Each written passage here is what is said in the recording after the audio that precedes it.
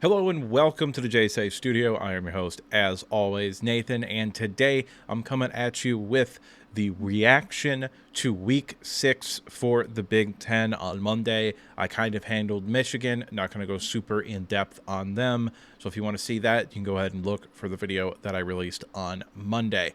Before we get into the rest of the Big Ten today, I am going to take this time to ask you to like, comment, and subscribe. It would really help me out if you did. And now with the intro done and out of the way, there's only one thing left to do, and that is to get started, starting with the teams that treaded water. Effectively, this group of teams are just teams whose opinion that I have of them have not changed based off of the Week 6 results.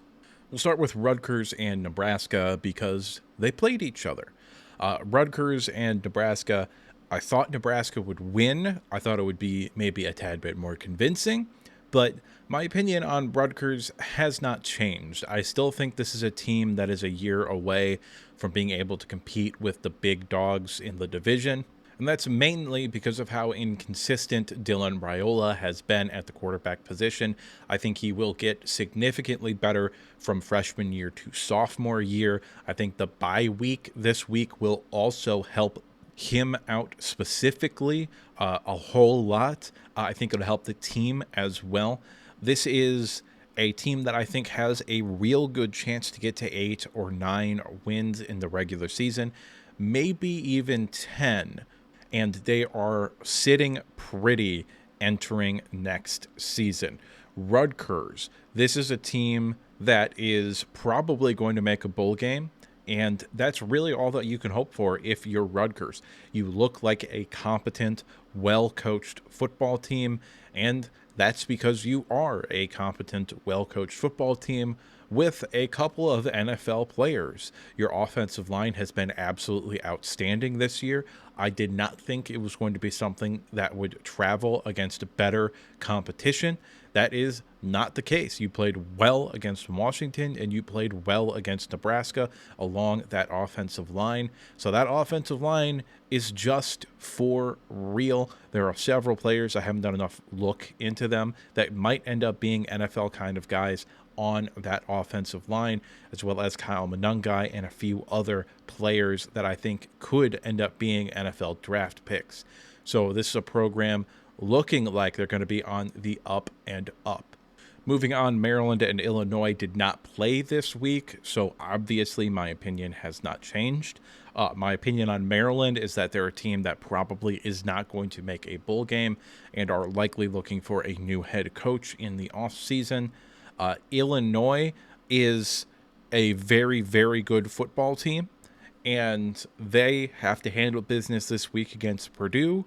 And if they do that, then they should head into that Michigan game at home as favorites. I think they will be favored over Michigan in a potential matchup like that. And if they win that game, oh boy, could things start to get interesting for the Big Ten. And finally, the last team that I've put in the treading water category is Oregon.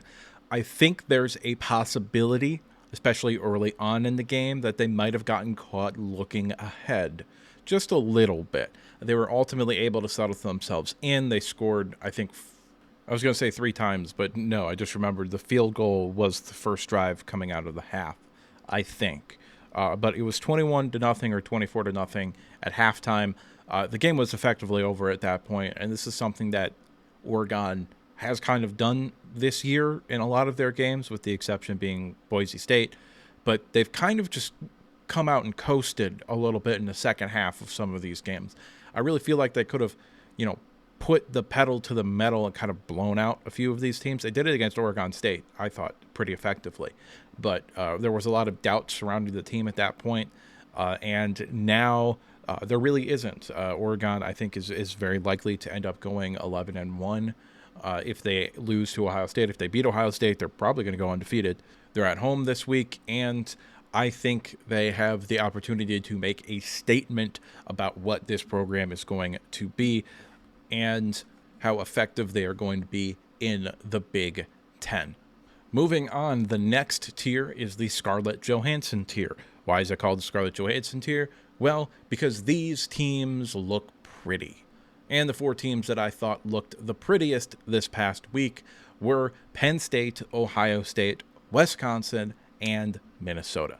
We'll start with Penn State. You played UCLA, who was a bad football team, but they didn't look entirely incompetent this past week. I will give them that. You guys handled business. You were dominant pretty much through every phase of the game, especially defensively with a new quarterback for UCLA that I actually thought played really well and looked like maybe the future of that program. However, the offense left a little bit to be desired. I think you got away from the run game too much. In the first quarter, was there maybe a little bit of look ahead? Yeah, I mean, you could make that argument. I think you just kind of came out flat. It's hard to get up for every game. And I mean, we remember last year, you almost got beat by Indiana. So, yeah, sometimes you just come out flat, and sometimes you're just not playing as well as you should be playing. I don't think that's indicative of what this team is. But you may be wondering, why are you in the Scarlett Johansson tier if you're being so negative? And that's because the defense, I thought, was phenomenal. The defense, I thought, looked like a great unit, which I don't think I could say until this week. And I don't think that UCLA scores 11 points against a average or even just a good defense. I think they score more. I think they were relatively effective and efficient moving the football. I think they shortened the game quite a bit, which is maybe why the score is not as wide as you thought it might be. UCLA does appear to be getting its shit together slightly. However, that is still a program that is multiple years away from being anything that you need to concern yourself with, really. Ohio State played Iowa. A lot of people were thinking that this might be, an upset sort of game. I was not on board with that. I think Iowa is a bad football team. I think the defense has been the only reason they've been able to be a good football team the past few years, and the defense is very clearly not to the same level that it has been in previous years. So you came out, you dominated. It was very clear that Iowa had no chance of winning from basically the first snap of the game, and you looked good while doing it. This is probably either the best or second best team in college football this year in terms of Ohio State. It just really looks like that is going to be the case. Wisconsin dominated Purdue. I was not on the train with Wisconsin. Well, actually, early on in the season, I was on the hype train with Wisconsin. I thought they were going to be really, really good. Ended up not looking so great in a lot of their games, especially early on. But the past 2 weeks against USC and then this week against Purdue, they look like they might have turned the corner. They look like they've found their running game and potentially an identity for the rest of this season. Minnesota should have won last week against Michigan, didn't. This week, it left no doubt you were going to beat USC. It was a bad matchup for USC. They are just not a team that is capable of playing Big Ten-style football right now. They're just not. I think they'll get there. I still think that Lincoln Riley is a very good football coach, one of the 10 best in the country. I'm not aboard the hype train that people are getting onto right now about Lincoln Riley being overrated. I don't believe that for a second. I think for the most part, this is a talent issue, and I think this is year one of a USC rebuild.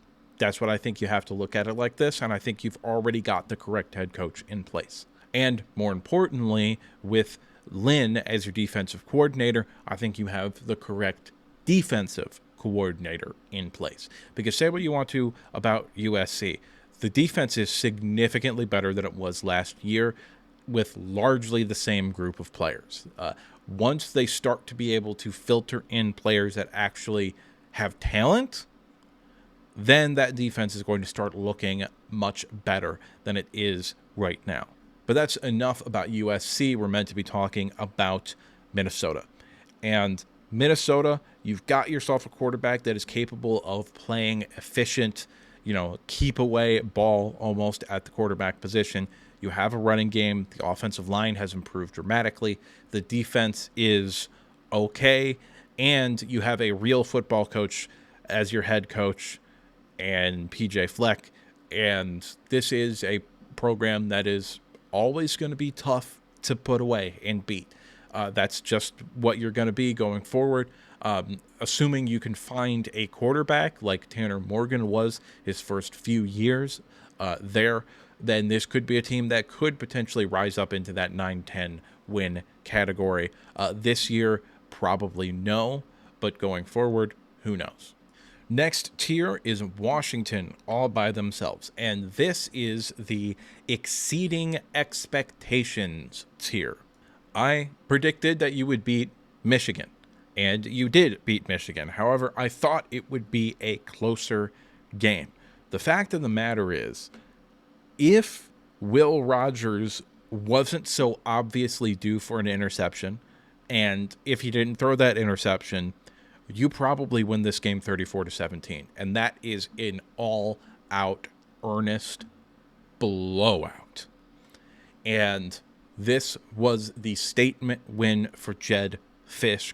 This was the win that you look at and you say, oh, okay, maybe this is the right guy at the head coach position. That's what this win was. Technically speaking, it's a top 10 win. Michigan is not one of the 10 best teams in the country. They weren't last week, and they aren't this week. All that being said, that doesn't matter. The AP voters thought Michigan was the 10th best team in the country. So you guys get a top 10 win. And you run with it. You always run with the wins that you play the week of. So basically, if it's a top 10 win, if you're ranked in the top 10, then you beat them. That's a top 10 win, even if they finish the season unranked. That's what I believe, at least. This team, the reason that I put them in the exceeding expectations tier, is because they made Michigan look completely and utterly incompetent in every phase of the game. The defense was bad. That was not a good defensive performance. They couldn't rush the passer. They couldn't stop the run, really. Now, you threw the ball more than you should have, in my opinion. But, it is what it is. I think this team is a team that is probably going to end up 7-5, maybe 8-4. The schedule's a little bit weaker than I thought it would be entering this season. But this is a solid football team that I believe in the future of with Jedd Fisch at the helm. I think you're going to be able to adjust to Big Ten style of play relatively easily. And I am a big believer in the future of this program right now. Do I think you're going to be able to win the Big Ten every year? No. Do I think you're going to be able to compete to win the Big Ten every year? No, I don't. I think you're probably going to be in a similar position to where a team like Nebraska or Illinois is in this year, where if you have a difficult schedule, you're probably going to end up 9-3 or 10-2, and on the outside looking in of the Big Ten championship game. That's kind of where I see the ceiling of this program. But you got to take that, because that's a good ceiling to have. Like, that's a good team to be. Moving on to the next tier, we have, of course, the even Jesus Christ couldn't save you tier. And there are 4 teams in this tier: UCLA, Michigan, Iowa, and USC. UCLA, it's pretty obvious. You're going to end the season with 3 or 4 wins. You're not making a bowl game. And the future doesn't look particularly bright, although you may have found something at the quarterback position. Michigan, I spent 35 minutes on Monday talking about that. So you can go watch that if you want a more in-depth analysis on Michigan. But obviously, it's pretty obvious. This is a bad football team that might not even make a bowl game this year because their schedule is very difficult. Iowa, I've been low on you the entire season. You do not have a good offense. You don't even have a competent offense. You have a running game that can beat up on inferior competition and a quarterback that is ass. Cade McNamara is a horrible quarterback. I have no idea how Michigan in 2021 made him look like a competent passer of the football. And finally, we have USC, and you just aren't ready yet. You're just not. This is year 4 for Lincoln Riley? And This is year one of a rebuild. That's effectively the way that you have to look at it if you're a USC fan. This is not a football team that is going to compete for anything this year. This is not a football team that is going to compete for anything next year, probably either. This is a team that is going to need another 2 or 3 years in order to adjust to the style of play in the Big Ten and in order to get some players on defense that actually have talent. Because even though you've got a bunch of 4-star players on that defense and highly rated recruits and all of that, they're not very talented. They're just not. They were recruiting misses, so to speak. And a large part of that is coaching. And I do think you have the correct defensive staff there now. However, this is going to take time. This year, you are not a horrible defense. You're a bad defense. You're a defense that does not have the talent in order to do the things that is being asked of it to do. But they're not incompetent. They are not poorly coached. And schematically, they're not someone that you can just breeze past because it doesn't matter. You actually have to think about playing this defense, even if it's only a little bit of thought, because this team can't stop the run really at all. My final tier before we get into the rankings is the I know what you are tier. And despite what you're looking at here with 4 different teams, I think I have 4 different takes individually for this tier.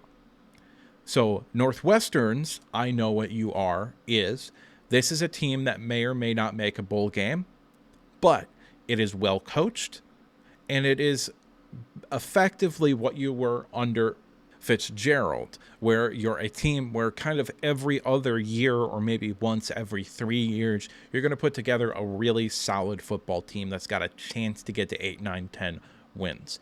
And in the old Big Ten West, that would probably get you into the Big Ten championship game. New look Big Ten, not going to happen. But this is a team and a program that I think is exactly the same as it was under Fitzgerald. Purdue, you are bad. You are awful. Maybe the worst team in the Big Ten. And you're going to be looking for a new head coach after this season. That's what I know what you are looks like for Purdue. Michigan State, I know what you are looks like this. This is a team who may or may not make a bowl game. However, if you beat Michigan, all is forgiven. And that should be the sole focus of this team this year. If you beat Michigan, all can be forgiven. It doesn't matter that Chiles is throwing 15 interceptions every game and fumbling. It doesn't matter any of that, okay? Even though I do think he's a very good quarterback and I think he will eventually figure it out. Maybe that'll be next year. Maybe it'll be the year after that. I don't know. But he's extraordinarily talented and I really like him. I look at him and I say, oh, this is a gunslinger that needs to be reined in a little bit. And if he can give him that filter when viewing the field and knowing when to take the risks and when to not take the risks, then I think this team could be very, very good very quickly because the defense is significantly better than I thought it was going to be, and the offensive line is significantly better than what I thought it was going to be, and that is largely due to the coaching of Coach Smith. There are a couple of teams that are looking good for next year. There are a couple of teams that aren't looking good for next year, but of the teams that are looking good for next year, I would probably say Michigan State is number 2 behind Nebraska. I really like the future of this program, especially given how your rivals are looking right now. Moving on to the last team here, Indiana's I know what you are is referring to the fact that Indiana is the 4th best team in the Big Ten. So looking at the power rankings here, number 1, number 2, number 3, unchanging. The reason, even though I think Penn State is potentially better than Oregon, is the fact that Oregon's win over Boise State is better than all of Penn State's wins combined. And that includes an Illinois team that I'm very high on. I like Illinois a lot. They are not better than Boise State. Boise State would beat them, I think, by multiple touchdowns. But, you know, it is what it is. That doesn't matter so much. I got Ohio State 1, Oregon 2, Penn State 3. Indiana is up 4 spots to number 4. That is a real football team. I believe in them.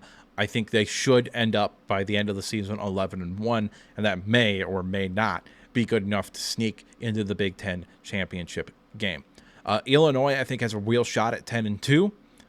Nebraska, I think, could get to that 9 or 10 win margin as well. Washington jumps up 5 spots after beating Michigan and greatly exceeding the expectations that I had for that team. Rutgers moves up 1 spot to number 8. Wisconsin jumps from 16 to number 7.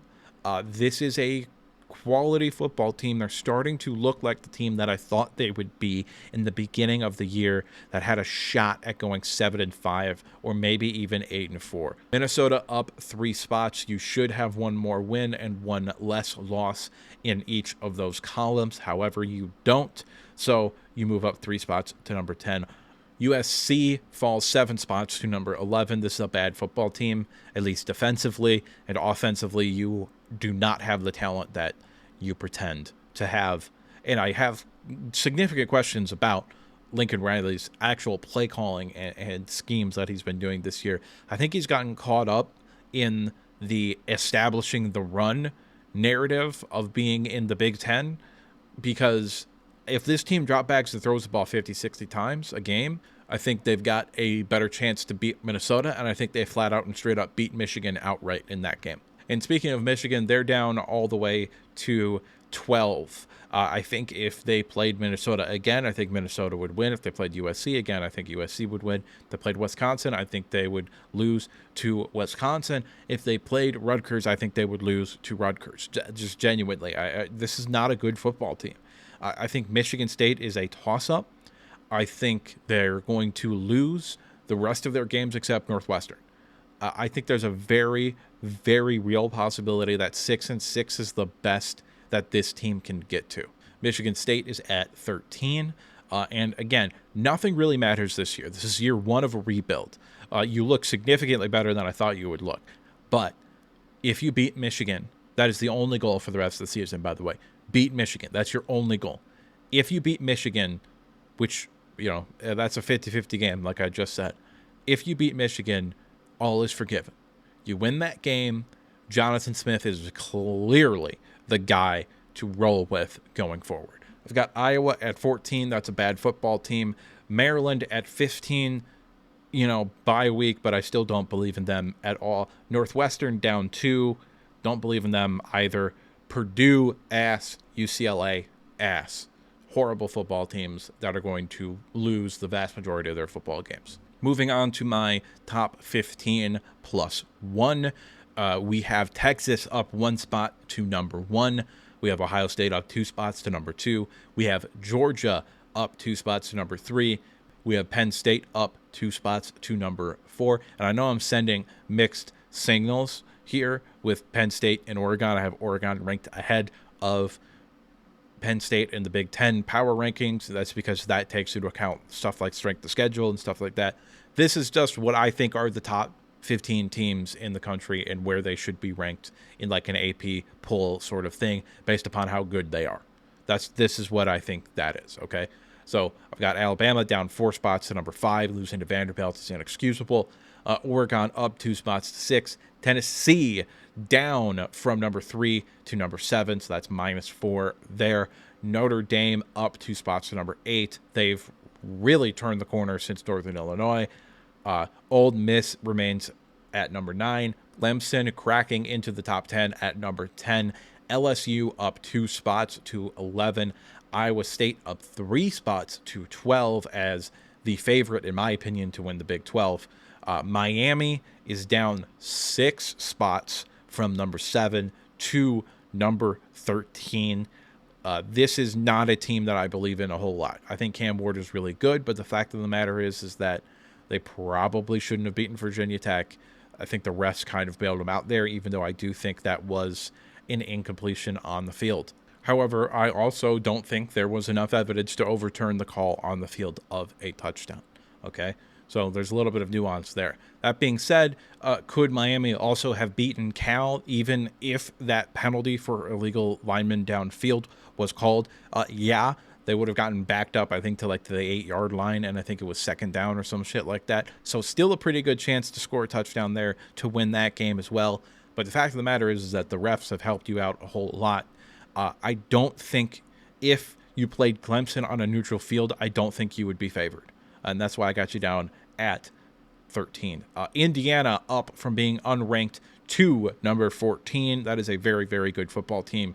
BYU into the top 15 rankings as well at number 15. And my G5 pick, or honestly, my number 16 overall team, Boise State. I think they're a tremendous football team that is going to cruise to a 12-1 record and the what are they in the Mountain West Championship and an automatic bid in the college football playoffs. But that's just me, and what do I know? I'm just some asshole on the internet giving you his opinion.